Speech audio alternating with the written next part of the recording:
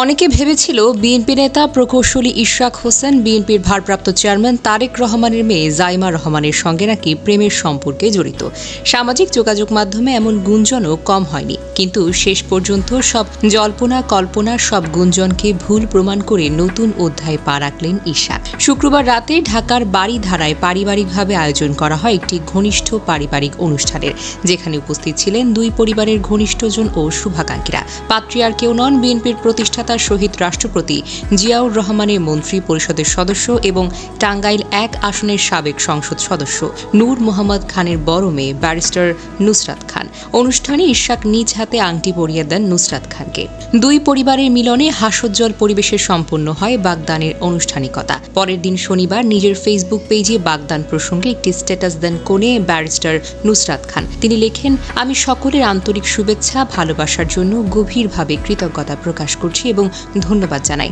আনন্দের সঙ্গে জানাচ্ছি, গতকাল বাড়িধারায় আমাদের বাসভবনে ছোট্ট পারিবারিক অনুষ্ঠানের সাথে আমার সঙ্গে ইশরাক হোসেনের এঙ্গেজমেন্ট সম্পন্ন হয়েছে। তিনি আরও যোগ করেন, আমাদের বিয়ে আগামী বছর একটি উপযুক্ত সময়ে অনুষ্ঠিত হবার পরিকল্পনা রয়েছে ইনশাআল্লাহ।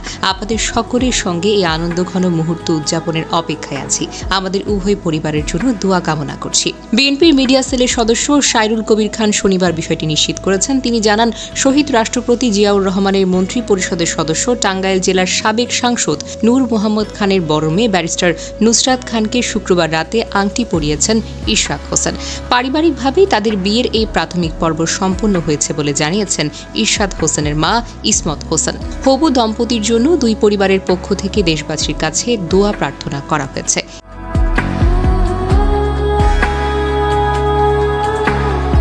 এই বাগদান শুধু ইশরাক ও নুসরাতের জীবনের নতুন কোনো সূচনা নয়, এটি রাজনৈতিক পরিবারের মিলনও বটে।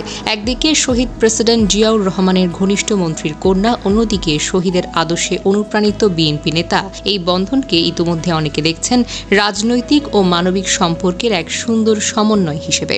সামাজিক যোগাযোগ মাধ্যমে তাদের বাগদানের ছবি ছড়িয়ে পড়তেই শুভেচ্ছায় ভাসছে দুই পরিবার। রাজনীতি, শিক্ষা ও তরুণ প্রজন্ম সবখানে আলোচিত এই জুটি এখন হয়ে উঠেছেন নতুন প্রজন্মের প্রেরণা। জানা যায়, ইশরাক হোসেন ১৯৮৭ সালের ৫ এপ্রিল জন্মগ্রহণ করেন। তার শৈশব ও কৈশোর কেটেছে রাজধানী ঢাকা শহরে। তিনি ঢাকার কলাস্টিকা স্কুল থেকে ও লেভেল এবং এ লেভেল সম্পন্ন করেছেন। এরপর তিনি উচ্চশিক্ষার জন্য যুক্তরাষ্ট্রের ইউনিভার্সিটি অফ হার্টফোর্ডশায়ারে ভর্তি হয়েছেন। সেখানে তিনি মেকানিক্যাল ইঞ্জিনিয়ারিংয়ে স্নাতক ও স্নাতকোত্তর ডিগ্রি অর্জন করেন। ২০১১ সালে পড়াশোনা শেষ করে তিনি কিছুদিন যুক্তরাজ্যে থেকে বিভিন্ন স্থানীয় মোটর গাড়ি সংস্থায় কাজ করে অভিজ্ঞতা অর্জন করেন। তিনি বাংলাদেশের বেসরকারি টেলিভিশন চ্যানেল বাংলাভিশনের ব্যবস্থাপনা পরিচালক। তার পিতা সাদেক হোসেন খোকা ছিলেন বাংলাদেশ জাতীয়তাবাদী দলের রাজনীতিক ও অবিভক্ত ঢাকার মেয়র। তিনি পিতার রাজনৈতিক আদর্শ অনুসরণ করে সক্রিয় রাজনীতিতে যুক্ত হয়েছেন।